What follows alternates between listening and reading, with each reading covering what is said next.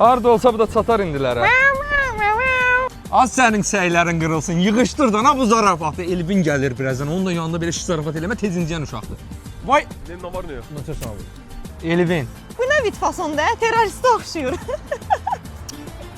Kardeşim getdim de hemen qadınlara öpürəm. Sonra görüşərik. Sənə demədim eləmə, zarafat uşağın xətrinə də çıxdı getdi. Neyniyim, eləməsəm alınmır. Zarafat eləməsəm ürəyim partlayar. Gəl içəriyə, gəl. Eləmə də, elə bil ki, balaca uşaqsan. Mən sənə min dəfə deyirəm, eləmə, yenə eləyirsən. Ümumiyyətlə, bu şit xasiyyətlərini xahiş edirəm tərcih, daha bəs.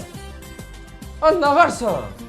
Bir də afisiyantı qorxudacam. Öləcəyik burada gülməkdən. Temaya, tema. Cəhənnəm ol bu tərəfə. Dəymə, ortaşırıq dəymə.